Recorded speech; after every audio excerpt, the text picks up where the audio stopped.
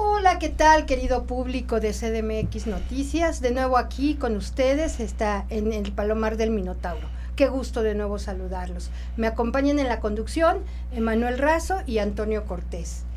Hoy vamos a hablar de un tema muy interesante para nosotros los mexicanos, que es el tema de la tradición de muertos. Es un tema que tiene mucha riqueza en relación también al arte. Esperemos que les agrade, tenemos varios comentarios, no se vayan, regresamos en un minuto.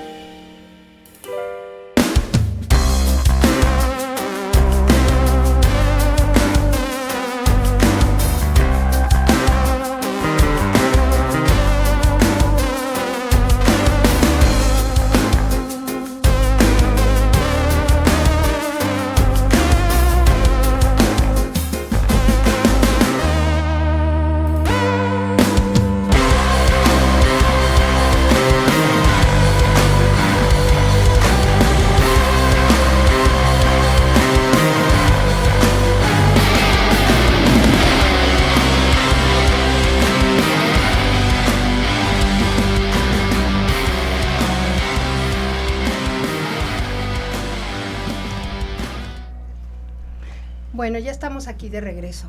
Antes de empezar nuestra temática de hoy, queremos dar nuestro más profundo pesar a todos los familiares y a todas las personas y familias del estado de Guerrero, de la costa de Guerrero y de Acapulco.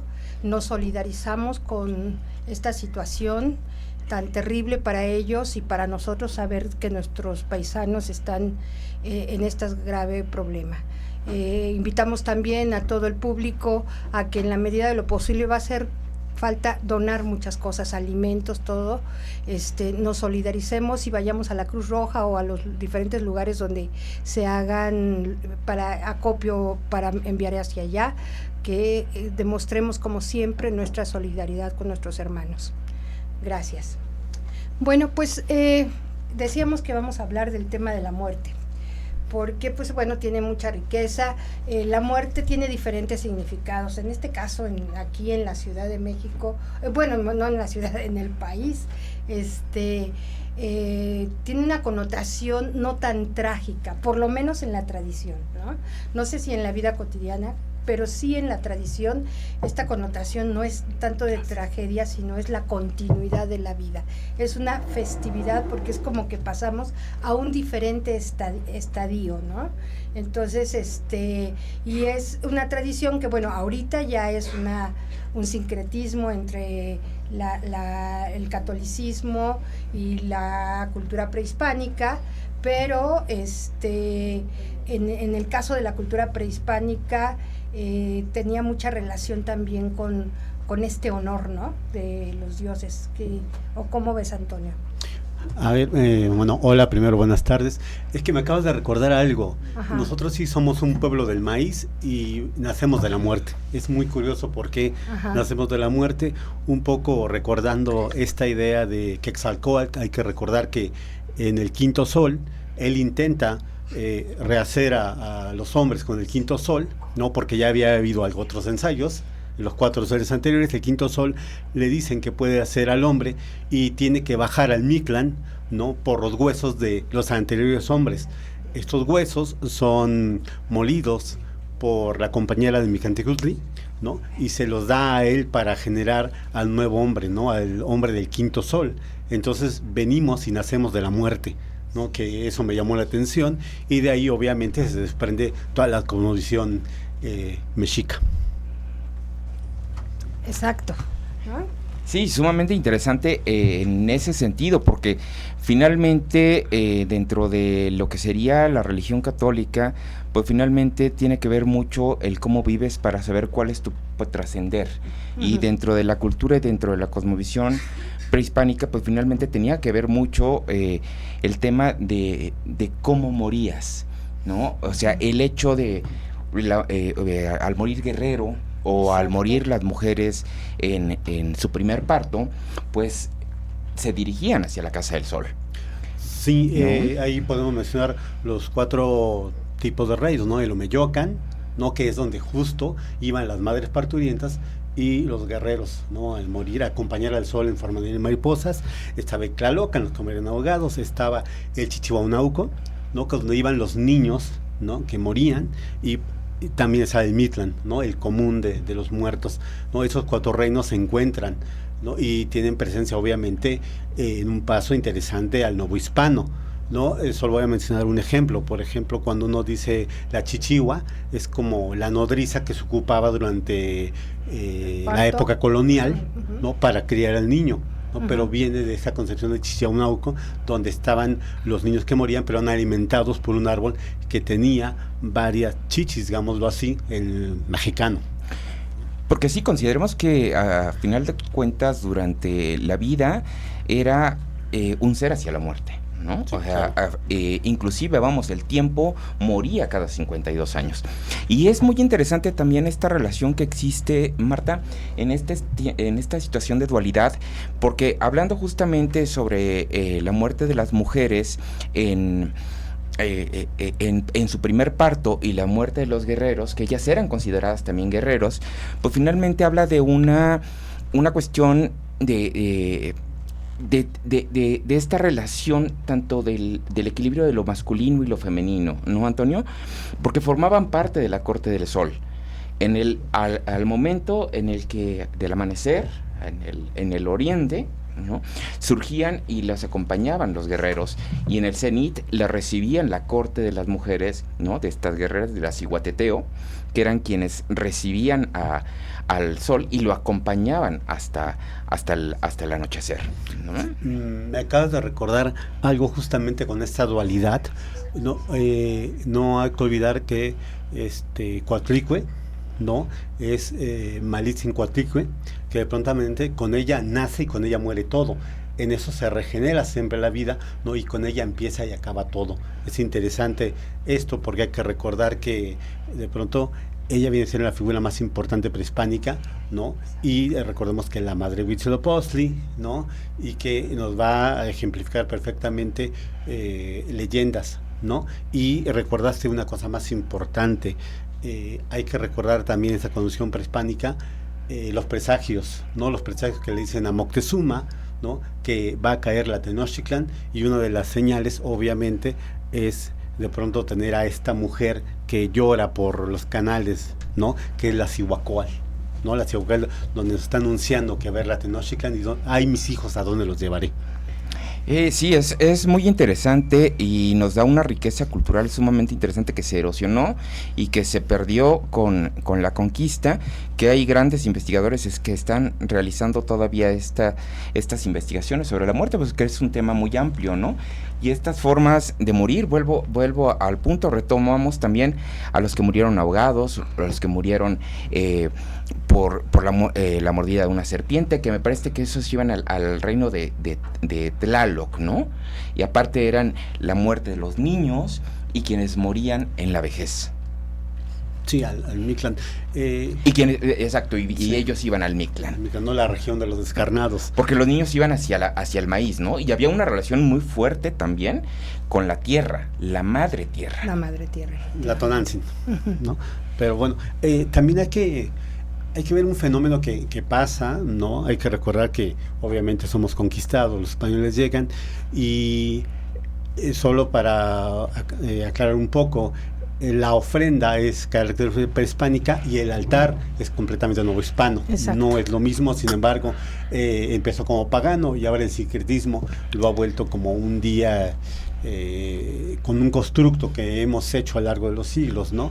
El mejor ejemplo podría ser lo que decíamos, la Llorona, ¿no? Empieza con la Cihuacóatl, luego sigue con esta Llorona, digamos, novohispana, donde la mujer es engañada por el Estado español y mata a sus hijos, tal, y se va transformando el mito, ¿no? Y después la encontramos más tarde con esta figura femenina, que parece que la muerte mexicana es la figura femenina, y la encontramos justamente con la llamada Garbancera, ¿no? Para quien lo conozca será la famosa Catrina, pero sin embargo es la calavera que hace Posada. Hay que recordar que él nace en 1852, ¿no? Siglo XIX, y ya está acuñando de alguna manera como una burla política, ¿no? Entre los conservadores, pero ahí está Posada. Solo que lo ubicamos más para la Revolución Mexicana, porque recuerda que él muere en 1913 en la escena trágica, pero habría que estudiarlo un poquito más, y otros jugadores como Manilla, ¿no? Que son inmensamente de muerte. Déjame regresarme tantito, ¿no? Me regreso en esta diferencia que hiciste entre ofrenda y altar, ¿no? Es un poco la cuestión de que ofrenda es donde ponemos todo, es la mesa donde se ponen los alimentos, pero ¿cuál es la característica esencial? Los objetos, ¿no? Del muerto, ¿no? Porque, por ejemplo, los prehispánicos los enterraban con su perro. Sí, con el xolo. Con el xolo, ¿no? Con el xolo escuincle. O sea, que era el que les daba compañía para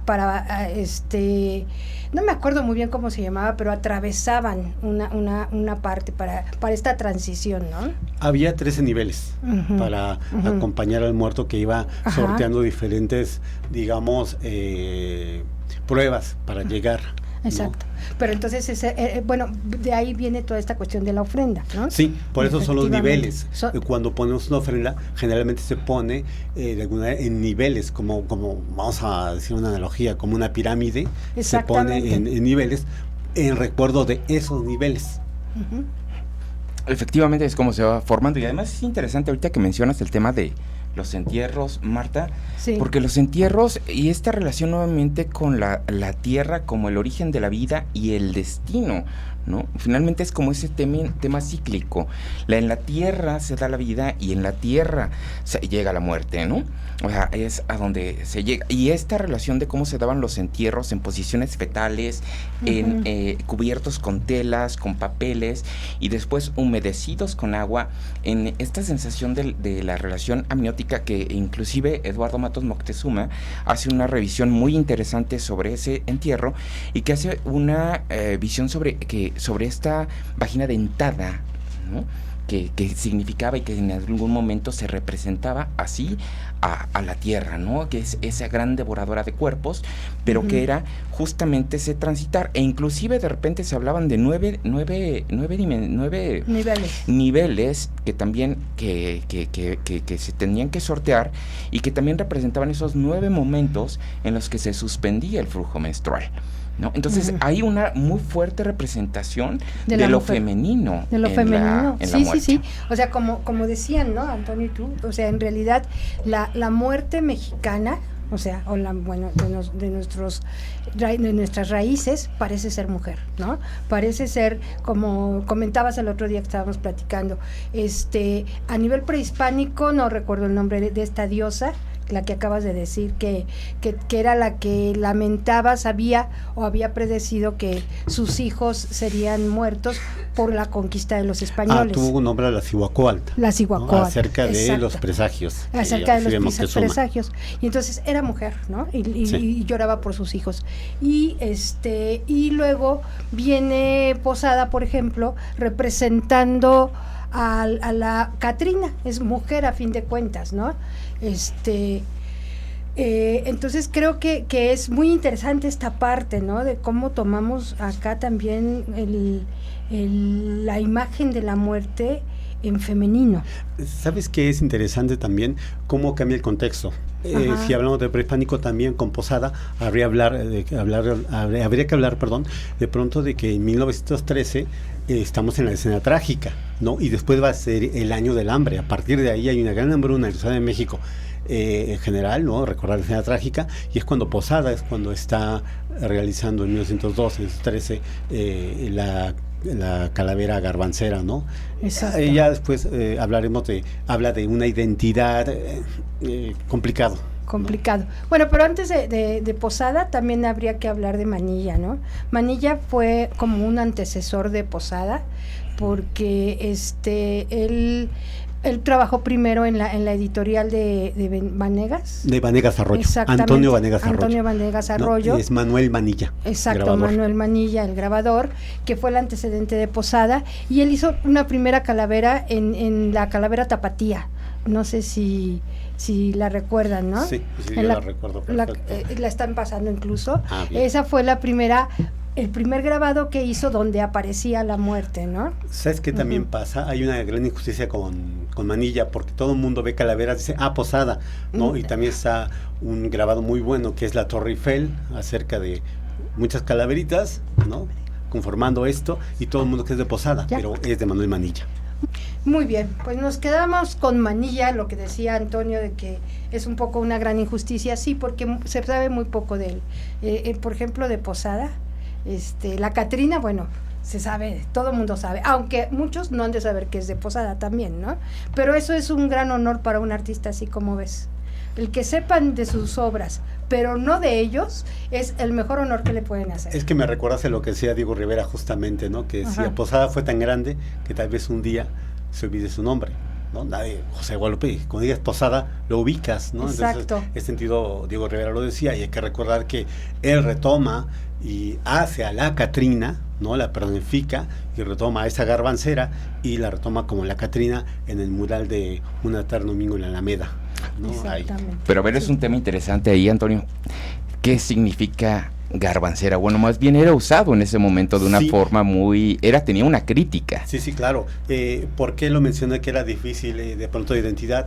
Porque la garbancera o las personas que sean garbanceras era de pronto gente indígena que no aceptaba su condición y trataba de subir de clase social, ¿no? Entonces, de alguna manera, el pueblo respectivamente decía, pues es una garbancera, ¿no? Como alguien que no aceptaba su identidad indígena, y por eso Posada hace esto, ¿no? Y por eso le pone el sombrero enorme, ¿no? Cómo se estilizaba a finales del 19, principios del 20, ya dijimos que está realizada en 1912, ahí entender el contexto, ¿no? La Revolución Mexicana, sin embargo hay esa desigualdad que causó el porfiriato, y de pronto vemos gente que es muy generada, que trae sus ropas de París, ¿no? Y de ahí viene esta vestimenta. Y que reniegan un tanto de su origen y de su cultura, ¿no? Yo creo que esa es una parte, que seguimos viendo, ¿no? Sí, en esta situación seguimos teniendo. Sí. Y es un largo transitar, ¿no? O sea, yo me regreso a lo mejor un poquito a estos momentos de la conquista, en la que, si recordamos, el pueblo prehispánico, según se marca, tenía 4 días de celebración, sí, claro, ¿no? De acuerdo a cómo morían, el día para recordar a los... o celebrar a quienes murieron, a los guerreros, o a las mujeres, los ahogados, los niños y los que murieron por vejez o otra enfermedad, ¿no? Y que en algún momento, finalmente, ya en la conquista y ya en el momento de la evangelización, son 2 días los que se eligen. Sí, ¿no? Qué bueno que lo mencionas, porque justo el catolicismo hace 1 y 2 de noviembre, ¿no? Como exacto. El primero es para los niños, el 2 es Todos Santos, ¿no? Y me recuerdo otra cosa, algunos dicen que el pan de muerto justamente surge en el nuevo hispano, porque para evitar estos sacrificios que veían los españoles con horror, decidieron hacer un pan de trigo, un poco solventando esta parte, ¿no? Si alguien recuerda, el pan de muerto a veces trae unas cosas rojitas como una azúcar rosa, ¿no? Algunos quieren ver esta idea, ¿no? Del sacrificio y el cráneo arriba con los huesitos, pero bueno, es un decir, ¿no? Y me recuerda algo importantísimo, me voy a adelantar un poquito, este fenómeno del Día de Muertos que ha traspasado, digamos, generaciones y generaciones, y todavía periodos históricos, podemos decirlo que es un fenómeno de aculturización, ¿no? Donde digamos, una cultura y se entromete en la otra y va transformándose hasta hacer parte de esa identidad, y creo que eso pasa muy bien en la cultura mexicana, y no solo con el Día de Muertos, también pasa con la piñata, etc. Como pueblo tenemos esa capacidad de absorber, ¿no? Y esa capacidad de resistir, ¿no? Yo creo que es una capacidad de resistir y de resistir, porque efectivamente en algún momento estos 4 días de celebración, si bien tuvieron que adaptarse un poco a los que ya estaban dentro del calendario católico, que era Todos Santos y el Día de los Santos Difuntos, ¿no? Y finalmente, y en ese punto, pues ya hay como un sincretismo en los cuales los pueblos originarios estos días se utilizan para recordar tanto a los infantes como a los adultos, ¿no? Y además hay otras tradiciones, porque también va variando, ¿no? Quienes murieron en accidentes, en distintas regiones se dan días previos al 1 o 2 de noviembre para recordar otras fechas y otras muertes que también, como quienes murieron trágicos, que se dan también en octubre. Entonces hay distintos fechas que siguen surgiendo dentro del calendario de la celebración, ¿no? Sí, definitivo. Pero fíjate que esta tradición yo creo que es una de las que, entre muchas que tenemos, ¿no? Es una de las que ahora se ha como ido globalizando, podríamos decir. O sea, porque pues se ha estado dando a conocer mucho más, ¿no? O sea, últimamente, bueno, influyó la película de James Bond, creo que era. Sí, el que nos enseñó a hacer el desfile de Día de Muertos. Exacto. A mí me parece un poco vergonzoso eso, sí, pero exacto. Bueno, y ahí tengo que señalar que el Día de Muertos era nuestro Día de Muertos, era compartido pero era íntimo. En tu casa ponías la ofrenda y sabes que era para ti. Pero sabes, compartido para tus muertos, sí. Ibas y honrabas a tus muertos, sí. Pero también era una fiesta que compartías con tus vecinos. Claro. O sea, por eso toda esta comida que ofrendabas, ¿no? Por ejemplo, yo alguna vez fui a Papantla, en época de muertos, y en cada casa que llegabas te ofrecían unos tamales de frijol deliciosos, y bueno, y había unas ofrendas gigantescas, ¿no? Pero se daba esta hospitalidad, o sea, nadie me conocía, ¿no? Yo fui de visitante, y en cada casa había ese acogimiento, pues como solidario, ¿no? En Huacachula, Puebla también hacen lo mismo, Okay. De verdad, es quien pueda ir a Huacachula, Puebla, vaya, es una experiencia porque manejan diferente el altar de muertos. Y bueno, no me digas en Huamantla los tapetes.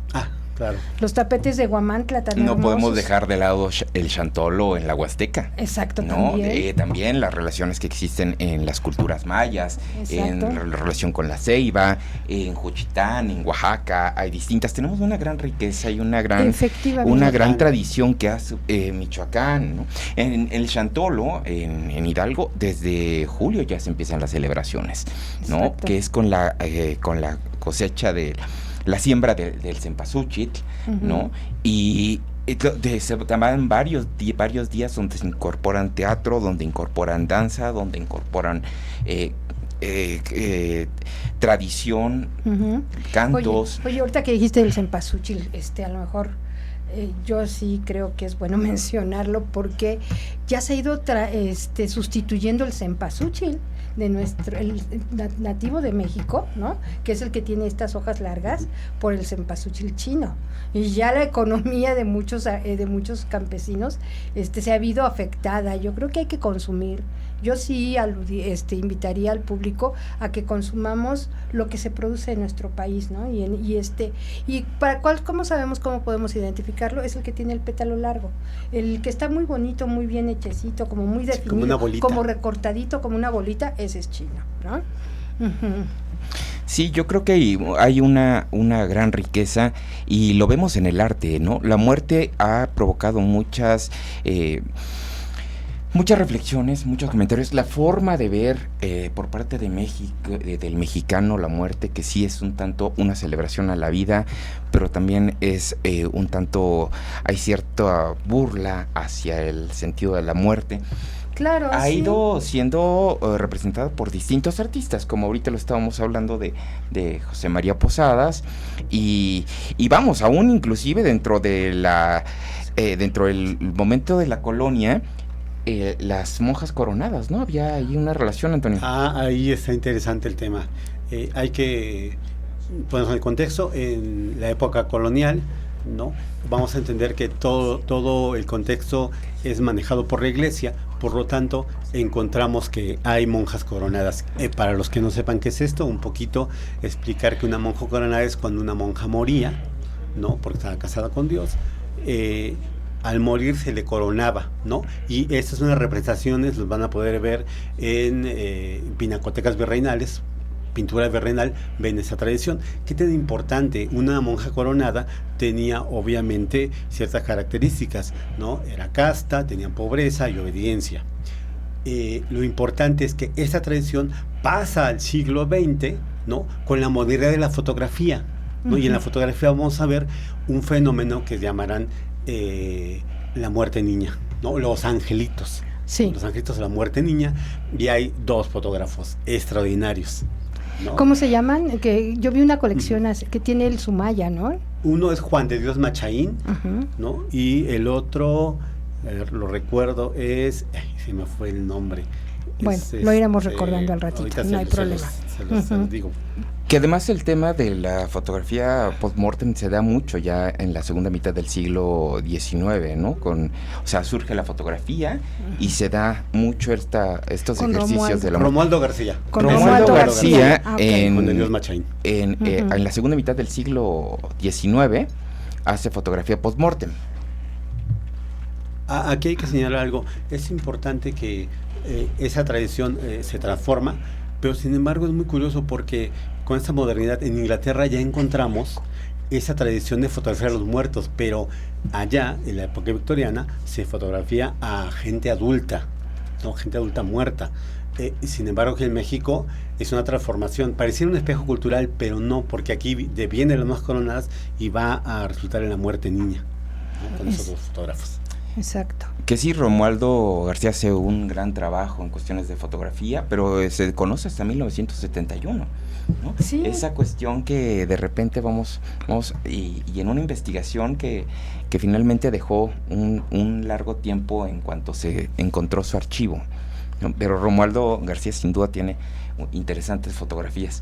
Y de ahí pues estábamos hablando justamente del tema de la garbancera y que después la Diego Catrina, Rivera la menciona Catrina. Ajá, la Catrina y pues bueno, la Catrina que era la garbancera de José Guadalupe Posada. José Guadalupe Posada. Y y la Catrina de Diego Rivera, ¿no? Creo que incluso los artesanos mexicanos, como por ejemplo los Linares, se basan más en la de Posada, ¿no? Hacen todas sus artesanías en la de Posada, yo creo. Sí, toda la iconografía que hace la familia Linares, sí. ¿no? No olvidar que de pronto son como, si no los creadores de la cartonería, sí se fijan mucho en esta iconografía de Posada para hacer festiva la muerte, ¿no? Son grandes cartoneros, sin duda. Y ellos han dado a conocer también desde hace años, porque es toda una tradición toda de la familia, a nivel internacional, esta tradición, y a la Catrina, sí, hay colecciones de Catrinas en Francia, en Alemania, en diferentes lugares del mundo. Creo que esta parte, que era lo que yo hablaba de globalización, sí se dio mucho más que lo que dices tú del desfile y todo esto después de esta película, pero es como este sentido festivo de la muerte, yo creo que sí es contagioso. No sé si hay algo lo veamos importante así, que no hay que olvidar, que es un bien cultural, exacto, ¿no? Inmaterial. Ajá. Cosa muy de la importante, humanidad. De la humanidad. Considerado no es UNESCO. Cualquier cosa. Efectivamente, no es cualquier cosa. Sí. Ya en algún momento platicaremos de cómo se da este proceso de la UNESCO y cómo nombra las cosas patrimoniales, ¿no? Pero ya hablaremos en otro sentido de esto, pero es importante señalarlo, ¿no? Exactamente. Bueno, pues ya estamos aquí de nuevo de regreso. Y bueno, el tema de la muerte también lo podemos ver en el arte, ¿no? Por ejemplo, un ejemplo muy directo, digamos, es es la reja del Museo de Antropología. No sé si se han dado cuenta, pero es un zompantli, ¿no? Son las calaveras y el autor es Vicente Rojo, si lo han visto. Sí, claro. Es que se puede confundir entre calaveras o maripositas, pero obviamente es un zompantli muy estilizado. Exactamente. ¿No? Pero tú que estás más empapado, Antonio, platícale a la gente que es un zompantli. Un zompantli. Hay que recordar que hay unas guerras floridas, ¿no? Sí. Que era justo para mantener al sol vivo, ¿no? Por eso requería sangre, ¿no? Aunque Quetzalcóatl estaba en contra de esto, ¿no? Se hacían estas guerras floridas, ¿no? Y se capturaban, digamos, se ponen de acuerdo, se capturaban de alguna manera los que caían presos y se sacrificaban. Y con los sacrificios, o los que caían, cortaban su cabeza y con eso iban haciendo el muro de las calaveras, que son panques que lo pueden ver perfectamente en el Templo Mayor. Sí, ¿no? Ahí está. Efectivamente. Pero te das cuenta qué interesante ahorita lo que acaba de comentar Antonio. El sol moría. El sol moría. la vida es un ciclo entre es como esta concepción de Heidegger, ¿no? Del ser para la muerte, ¿no? Sí, claro. O sea, estamos y existimos y transitamos para morir, ¿no? Estamos dentro de un proceso únicamente natural, pero vamos hacia la muerte. Decíamos, el tiempo moría, el sol moría, incluso los dioses morían, ¿no? Hay un momento, me parece que en Teotihuacán es cuando los dioses, en este afán de crear, creo que se estaba dando la creación del sol y la luna, que cuando no se lograba este momento, ellos se arrojan para morir. Ahí estamos hablando de Nahuatzin, ¿no? Nahuatzin hay que recordarle un poco que era un dios bastante humilde, ¿no? Que él decide con valor arrojarse hacia este fuego que se estaba gestando en la ciudad de los dioses, Teotihuacán, que por cierto, Teotihuacán ya es nombrado por la lengua azteca, ¿no? Sin embargo no tendría este nombre. El mito lo dice así. Hay que recordar que la cultura azteca se recrea y se hace, ellos hacen sus propios mitos para explicarse el mundo, ¿no?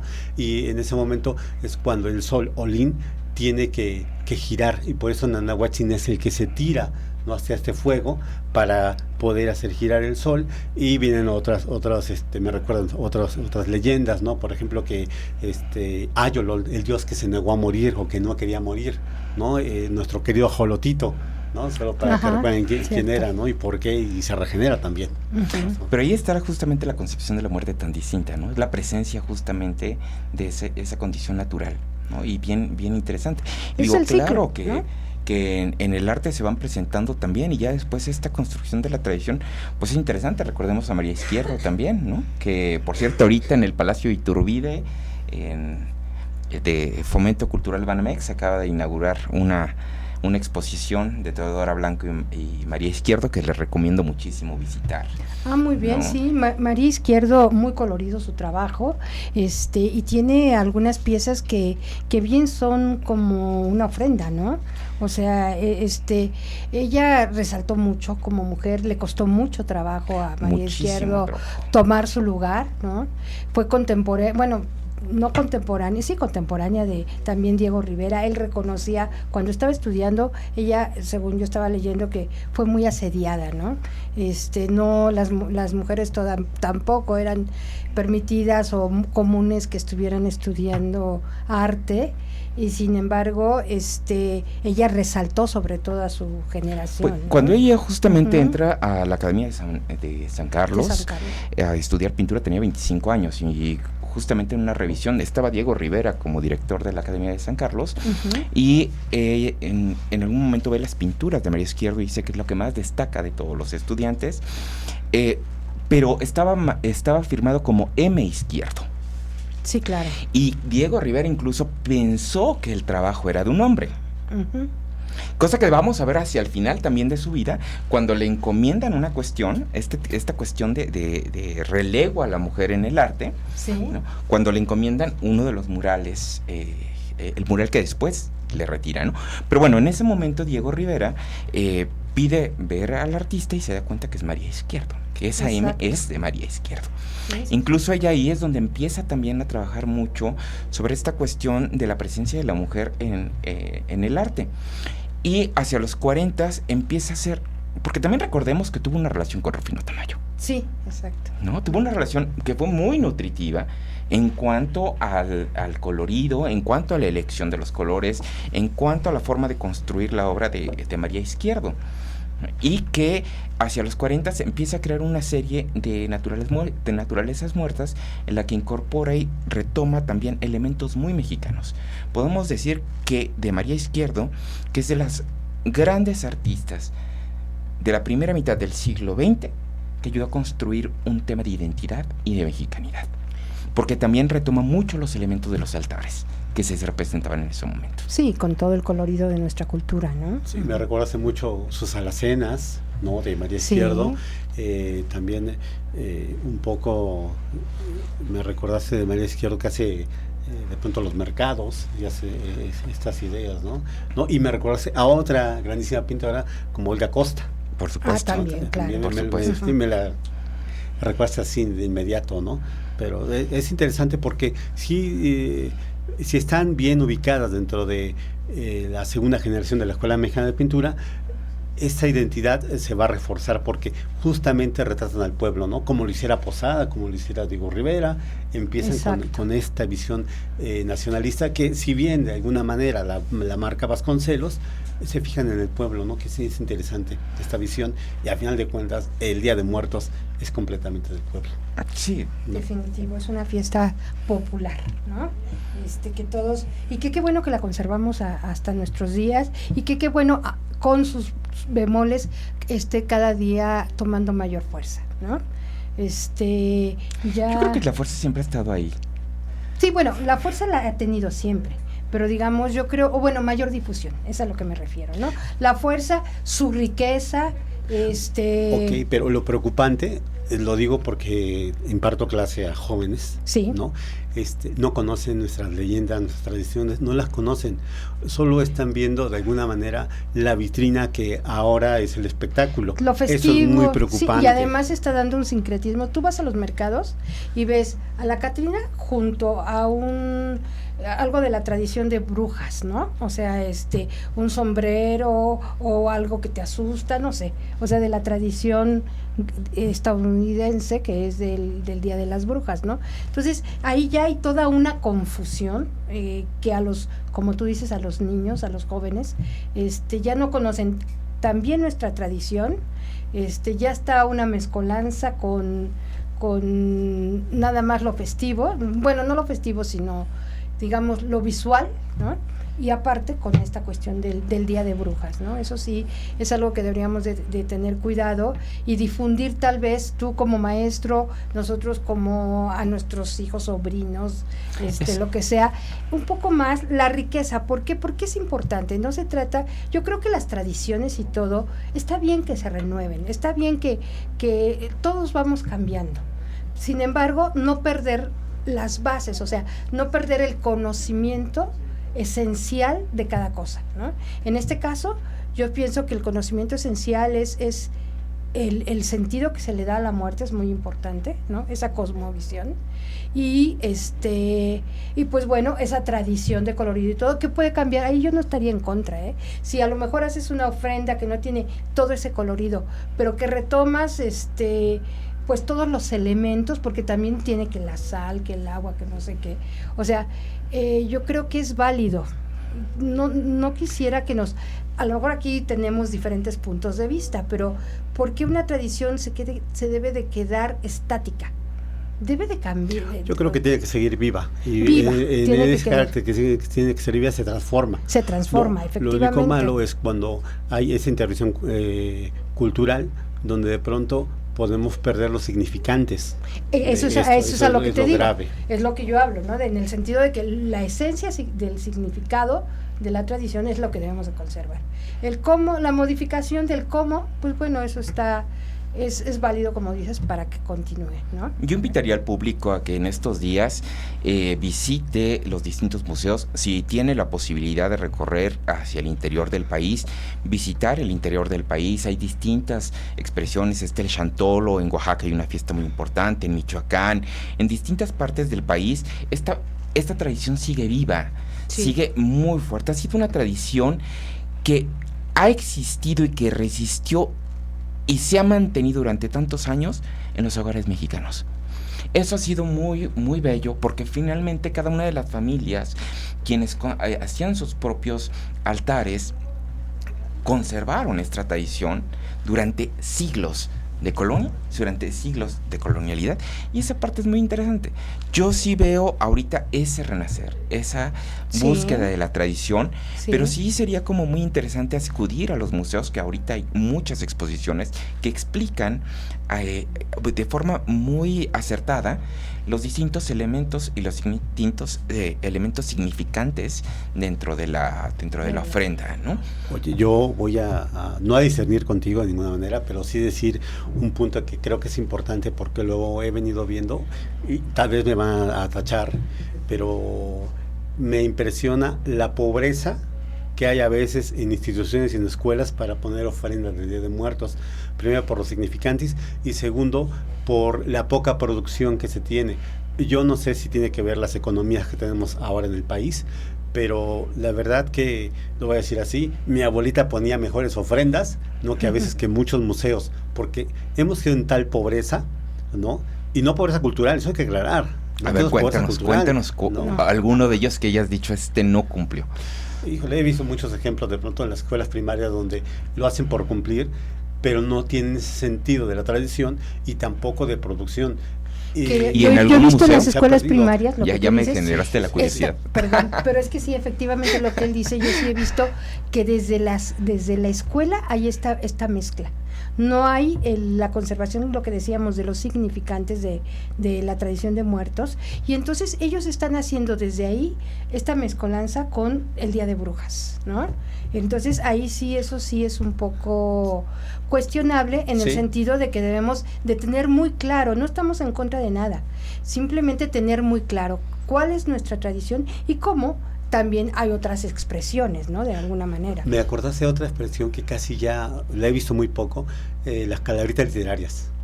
Ah, sí, las calaveras literarias. Antes había concursos literarios. Y ahora en día muy poca gente sabe que tienen un sentido, tienen una rítmica, una métrica para poder hacerlas, ¿no?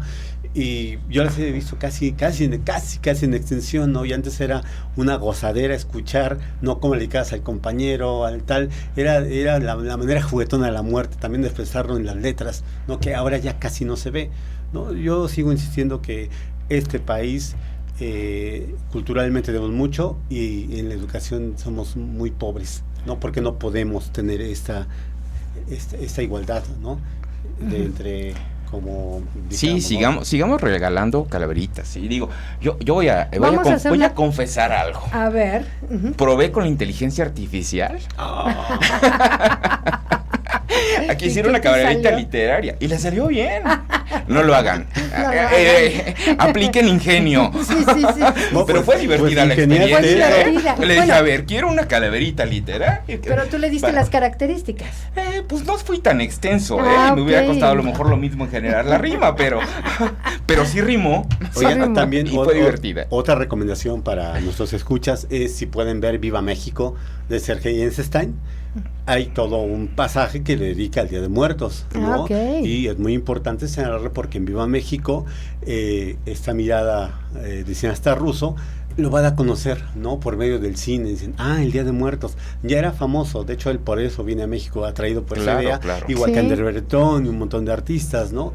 Esta idea de nuestra relación con la muerte, pero como obra es interesante, estamos hablando de obra, también dentro del arte habría que señalar, ¿no? A Eisenstein con su Viva México. Sí, gran interés que despertó estas tradiciones por parte de artistas que venían del viejo continente o que llegaron de Europa y que fueron un tema de investigación muy profunda, ¿no? Claro, definitivo.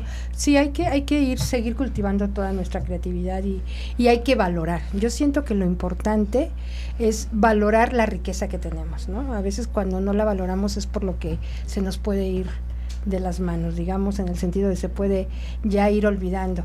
Y al contrario, hay que irla nutriendo, yo creo. Hay que disfrutar nuestras tradiciones y sobre todo esta tradición de Día de Muertos, que es como una celebración a la vida, es además comer delicioso. Claro. Se come delicioso, ¿no? Sí. Yo soy de Hidalgo y en la región, los tamales, el zacahuil, el atole de calabaza, la calabaza en tacha. Me encantaría que la gente nos escribiera qué preparan ellos especial en sus casas. Eso sería fantástico que nos compartieran y bueno, si nos comparten las recetas para que no se quede solamente en el antojo, pues sería maravilloso. Estaría excelente, ¿no? Muy bien. Sí, eso es algo muy importante. Muy importante, porque además el peso de la comida en la tradición es fundamental. Fundamental. La cocina, incluso, si se dan cuenta, es como la parte más importante de nuestra cultura, ¿no? Alrededor de la mesa, alrededor de las tortillas, de cuando se están haciendo, o sea, ahí se da mucha enseñanza.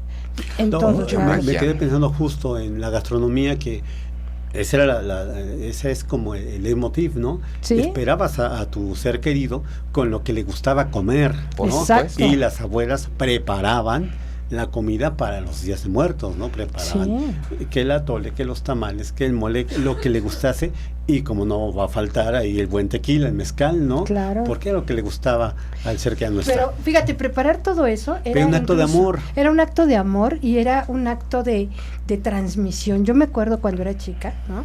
Que entonces, ¿qué hacían? Y no nada más a las mujeres, bueno, en mi casa seguramente, no sé si en todas, a los hermanos, no, a veces no nos gustaba porque queríamos ir a jugar, pero entonces nos llamaban para ir a ayudar a envolver los tamales, por ejemplo. Era el compartir. ¿No? Y era el compartir, era el convivir. Construir comunidad, sí. ¿no? Era el compartir principalmente. Salían las viandas porque preparaba muchísima comida, ¿no? Y al momento de levantar el altar o invitaban a la gente. Claro, era compartir, ¿no? La comida que habías hecho. Se enviaban, digo, a mí de niño en Hidalgo sí me mandaban con algunas canastas, no, en ese momento no se llamaban ni tacates, por los tamales. ¿no? Pero era ve y entrégale a tu tía estos tamales, ¿no? O sea, claro. Entonces era como un repartir, y bueno, los niños éramos los que terminábamos recorriendo, ¿no? Sí, claro. Entonces, pero era muy lindo eso. Sí, definitivo. Esa convivencia, era una festividad en todo, ¿no? O sea, no nada más en que era un día, sino era una festividad que se preparaba. Que era una tradición íntima, pero era compartida. Ándale, exactamente. Así de simple. Lastimosamente ese era el Día de Muertos, ¿no? Esperemos que siga siendo, ¿no? Y a mí de pronto me encantaría saber los jóvenes qué perspectiva tienen acerca de estos días, ¿no? De muertos que son tan traídos, tan llevados, pero tienen tantas áreas, tienen el arte, la cultura, sí, que no son nada más días de descanso, ¿no? No, es todo, ¿no? Para nosotros. Que también efectivamente tendremos que aceptar que existe efectivamente una gran celebración sobre la muerte, que tenemos esta tradición, pero tampoco podemos negar que ahorita México está muy azotado por la violencia y por la muerte trágica. Sí, también. Y esta situación también de una u otra forma nos pone en un entredicho con la muerte, ¿no? Esta cuestión que era como la celebración, esta condición de natural, pues finalmente la violencia viene a reconstruir y a establecer nuevos discursos y nuevas visiones, ¿no? Con esta violencia. ¿Cómo lo ven ustedes? Uy, es que es todo un tema. Porque todo un tema, efectivamente. Nosotros necesitamos de la muerte. ¿Por qué lo digo? Porque pregúntale a una madre desaparecida si va a quedar tranquila. Lo que ella quiere es saber dónde está el ser querido, porque tenemos tan comunión con la muerte que es, solo dígame dónde está. Yo quiero saber que ya no está y que no está perdido, que no está, que está muerto si quieren, pero que está. Entonces nuestra relación con la muerte es tan íntima que nos interesa mucho el ser, ¿no? Para poder pensar en la memoria, ¿no? Y de en honrarlo, ¿no? En o sea, porque tenemos esa cuestión muerto, de honrar a nuestros que no está, muertos, ¿no? Y creo que eso es importantísimo. En la parte, de pronto en la memoria, es muy importante en eso, nuestra relación con la muerte, porque necesitamos a la muerte nosotros, como nuestro consuelo, ¿no? No como una tragedia, sino como un acompañante en el consuelo. Sí, es esto. Yo oía el otro día en una entrevista que le hacían a una líder que incluso estuvo en la ONU recientemente, creo. En Estados Unidos la invitaron como la única representante de México, no recuerdo el nombre, soy muy mala para los nombres, que ella inició, perdió a 2 de sus hijos, a uno sí lo recuperó y sigue buscándolos. Es esta cuestión, o sea, no los puede honrar porque no los tiene, ¿no? Porque no los tiene cercanos, porque no los ha localizado, no sabe dónde están, ¿no? Entonces, sí es esta cuestión de saber incluso que no están sufriendo, ¿no? Saber dónde están, dónde se quedaron. Por eso se llenan los panteones en estas fechas, ¿no? Porque a lo mejor vas solamente una vez o no vas, pero vas a ver como una cuestión simbólica, ¿no? De honrar por lo menos este día a tu muerto y llevarle lo que acostumbraba a comer, llevarle las flores, llevarle este colorido de toda esta tradición, ¿no? Y también, rapidísimo, nada más en cuestión del arte contemporáneo, pues ha habido muchísimas manifestaciones de arte, ¿no? Entre ellas Teresa Margoles, muchas personas muchos artistas que han trabajado también en la frontera con los temas de violencia y que son interesantes y que también revisemos. Sería interesante revisar. Claro, ¿no? Es tan extenso, ¿no? Pero bueno, vamos a un corte. No se vayan, por favor. Ahorita regresamos.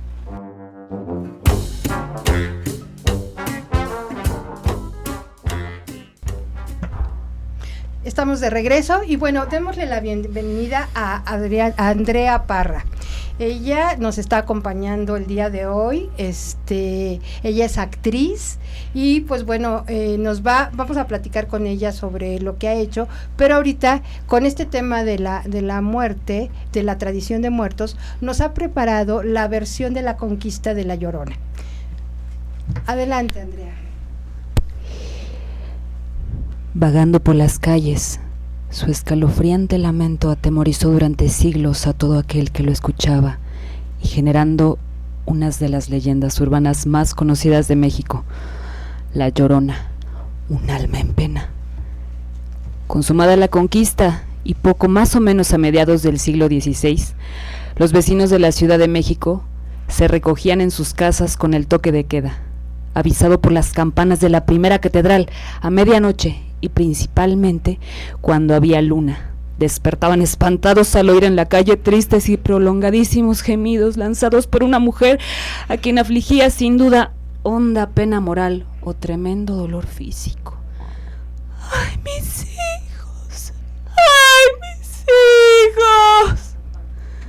Las primeras noches, los vecinos se resignaban a santiguarse por el temor que les causaban aquellos lúgubres gemidos que, según ellos, pertenecían a un ánima del otro mundo. Pero fueron tantos y tan repetidos y se prolongaron por tanto tiempo que algunos osados quisieron cerciorarse con sus propios ojos qué era aquello. Y primero, desde las puertas entronadas de las ventanas o balcones, y enseguida, atreviéndose a salir a las calles, lograron ver a la que, en el silencio de las oscuras noches, o en aquellas en que la luz pálida de la luna caía como un manto vaporoso, lanzaba agudos y agónicos gemidos. Vestía la mujer un traje blanco y un espeso velo cubría su rostro. Con lentos y callados pasos recorría muchas calles de la ciudad.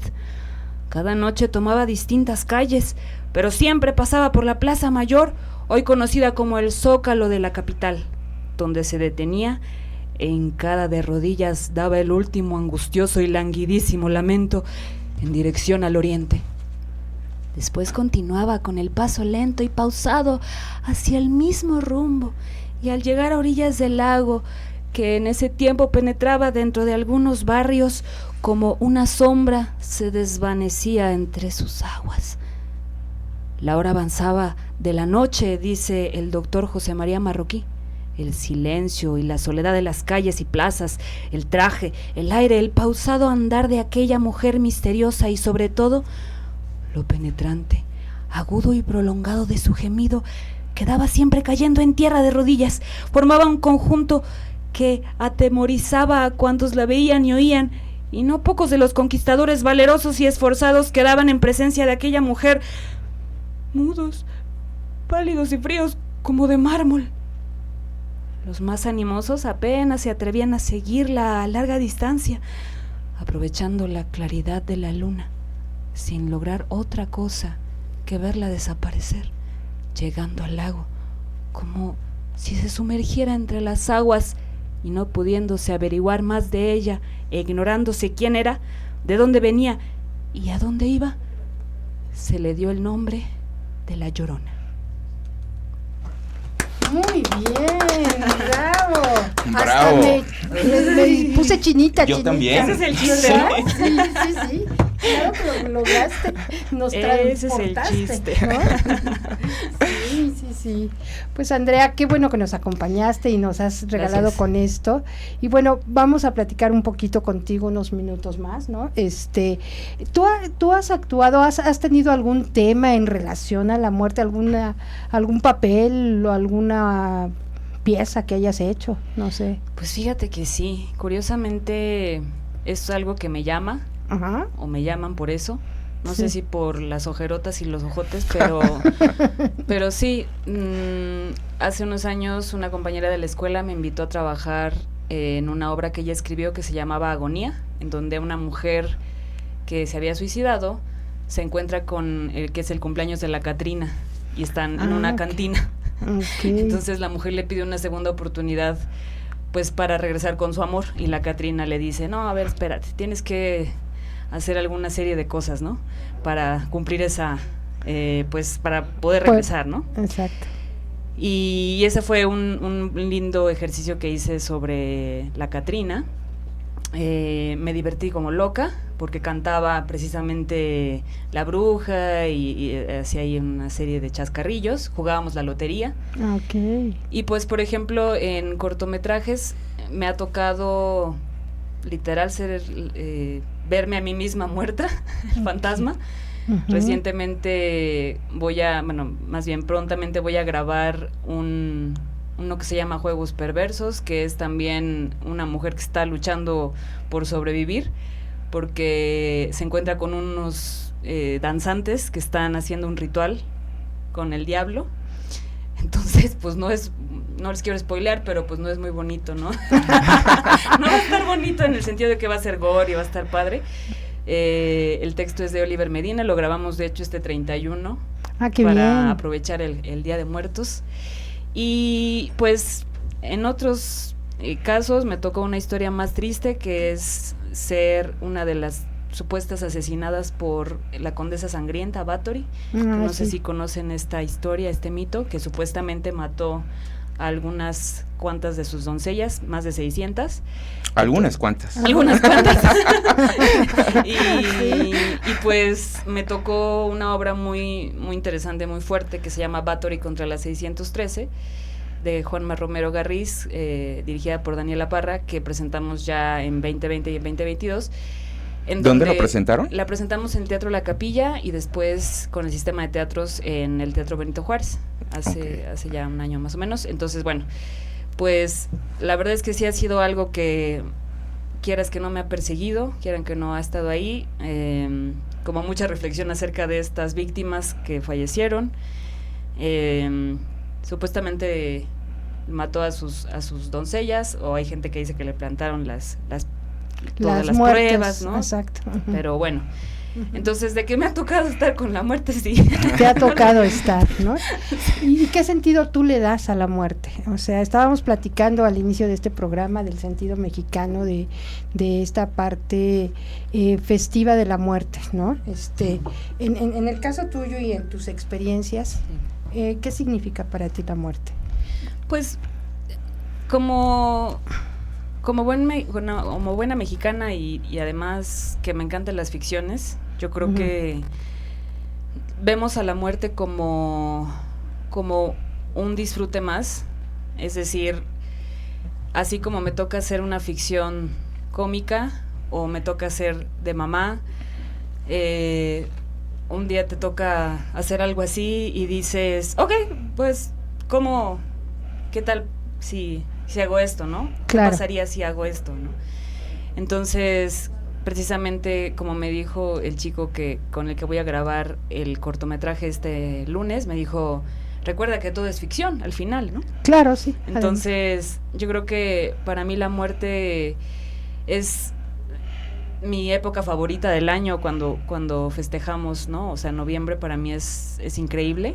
Me encantan las flores, fui una vez a Janitzio, a esta fiesta que se hace. Hola. Qué maravilla.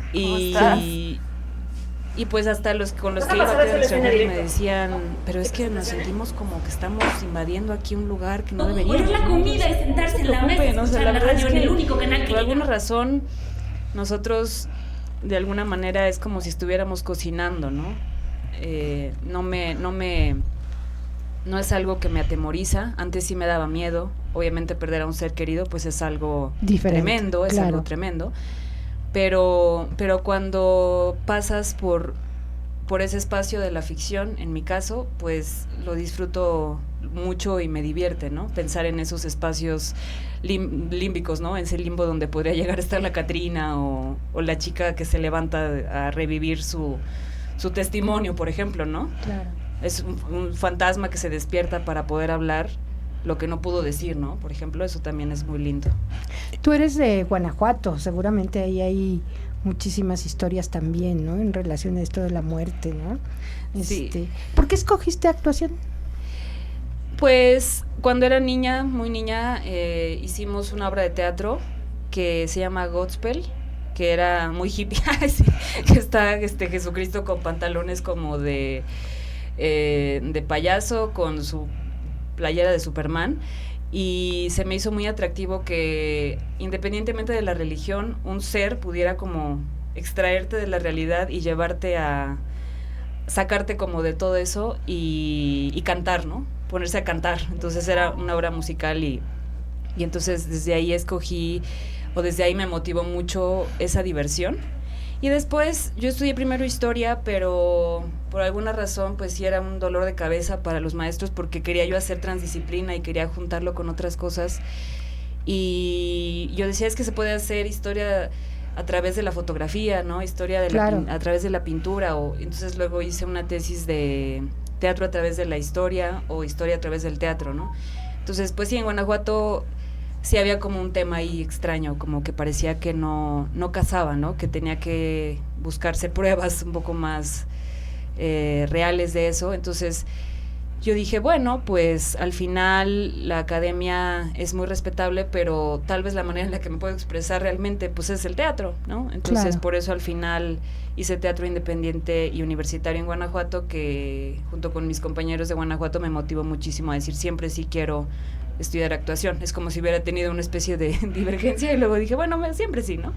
Claro. Entonces, sí. ¿Y estudiaste teatro en Guanajuato o estudiaste teatro acá en Ciudad de México? Estudié artes escénicas, fui de la orgullosa primera generación de la licenciatura en artes escénicas de la Universidad de Guanajuato. Ah, ok. No existía y hace ya 10 años que se abrió. Ahora ya podría decirse que hay un campo de trabajo en Guanajuato de teatro. Antes era difícil.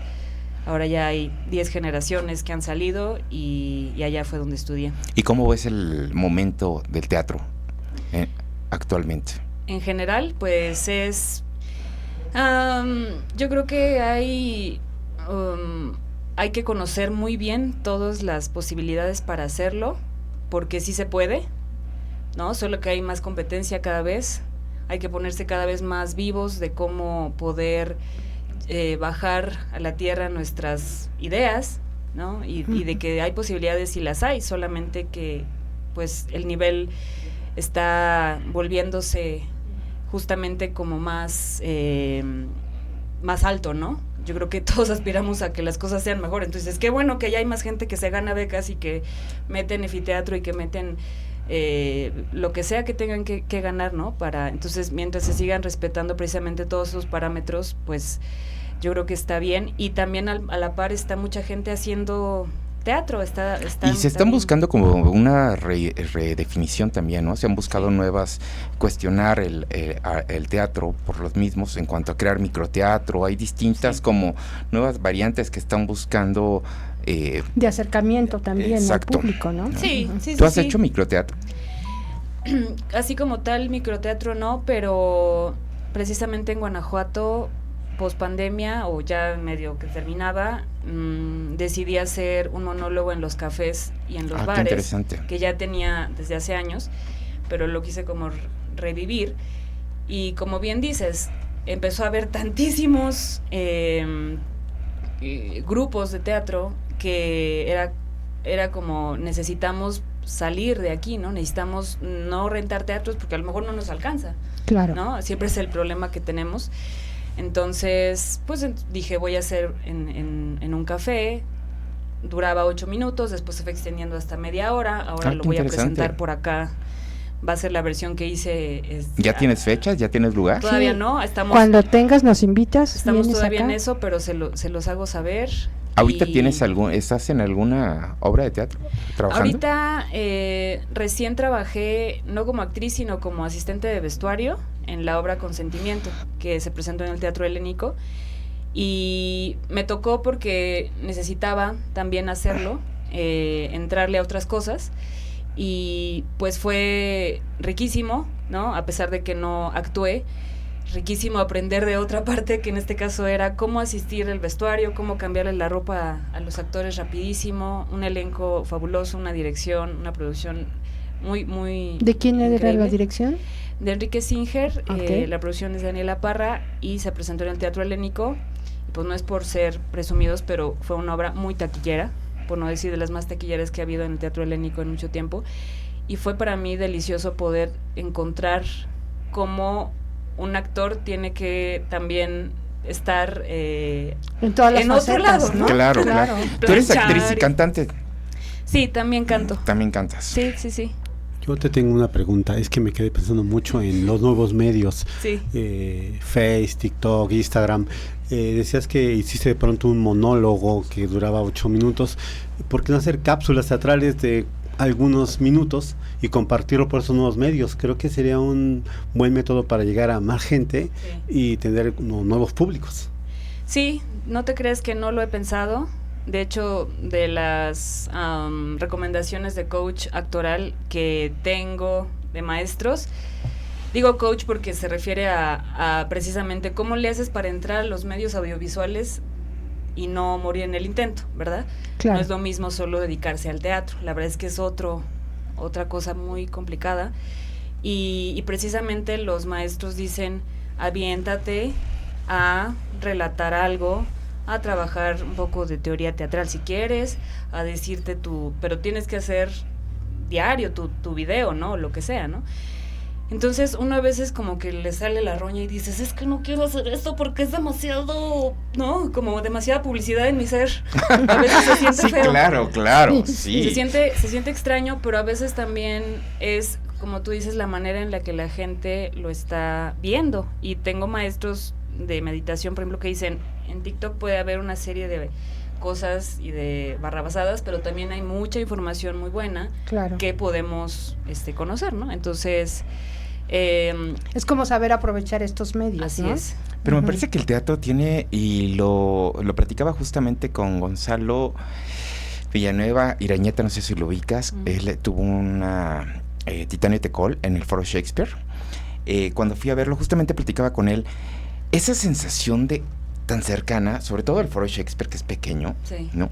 De sentir al actor, la emoción, porque se desborda, ¿no? El actor se desborda, sí, claro. Tú como espectador estás inmerso en la emoción, y esa parte es muy rica, no los encontramos en los medios.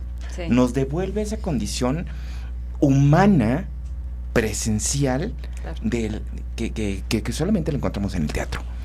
Sí. Y ese contacto tan necesario, además. Tan necesario, ¿no? con las emociones, las sientes. O sea, cuando ves a una persona en esa interpretación del sufrimiento, de la risa, del llanto, o sea, hay una energía, digámoslo así, ¿no? Hay una energía y ese ánimo que inunda el espacio y que te termina envolviendo. No, y además el teatro es irrepetible, ¿no? Es algo que no se vuelve a hacer, por más que tengas el mismo texto y los mismos actores, nunca va a ser lo mismo. Entonces, ahí está la diferencia, es otro medio. Lo que yo he aprendido ahora, que me metí más a incursionar en los medios audiovisuales, es como que te quitas una gorra y te pones otra, en el sentido de puedes seguir teniendo el mismo enfoque de trabajo, la misma apreciación de tu instrumento, de tu pasión, pero aquí estás desde otro lado, ¿no? Y entonces encuentras otros métodos, otra carnita, ves también más cine, ves más series, ahora que hay tantas series, tantas plataformas, y la verdad es que empieza a haber una proliferación de mucha gente, tanto guionistas como cineastas mexicanos y mexicanas que están empezando o que ya llevan un ratote, y digo, qué bueno claro, que también está pasando eso, ¿no? Entonces la verdad es que siempre amaré el teatro y será mi madre, mi raíz, pero también la parte de como dice él, ¿no? A ver, ¿qué pasaría si aquí,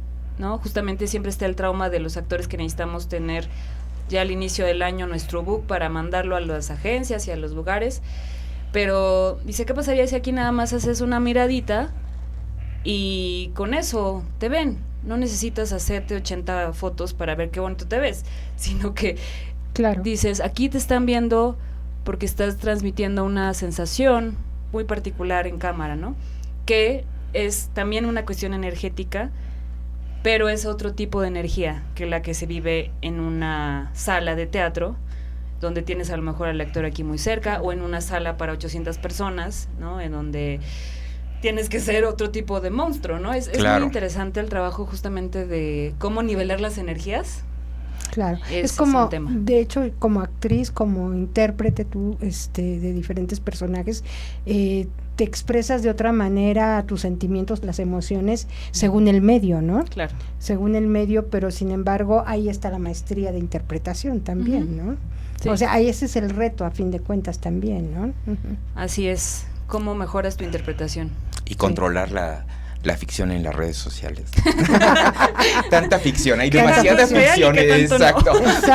Exactamente, sí. Bueno, pues como dicen en los programas, el tiempo es se vuelve corto en muchas ocasiones, ¿no? Y bueno, nos dio mucho gusto que nos acompañaras. Queda la puerta abierta para que nos vuelvas a acompañar cuando tengas a lo mejor documental o lo que hayas hecho, lo vengas a presentar aquí con nosotros. Te agradecemos mucho esta narración que nos regalaste, que nos puso chinita la piel, ¿no? Y bueno, al público, bueno, gracias. Bueno, los tres somos conductores. Antes yo quiero rapidísimo que nos recomiende una obra de teatro. Al público que le recomiende una obra de teatro. A ver, alguna que... A ver. Digo, ya no te voy a pedir que nos cantes La Llorona. Ya no. Pues si pueden ver Consentimiento de Nina Ryan en la siguiente temporada que va a tener en el Teatro de la Ciudad, con dirección de Enrique Singer. Es un ensamble de actores increíble, no porque yo haya trabajado con ellos, se les recomiendo ampliamente. Muchas gracias por la invitación. Por acá nos vemos pronto. Repíteme el nombre. Consentimiento. De Nina Ryan. Perfecto. Muchas gracias a ti por acompañarnos y bueno, pues gracias al público por estar en este segundo programa con nosotros. Los conductores, somos 3 conductores porque creo que había esa confusión. Emanuel Razo, Antonio Cortés y una servidora, Marta Lozano. Los esperamos dentro de 15 días en el horario de las 6 de la tarde aquí en CDMX Noticias. Gracias.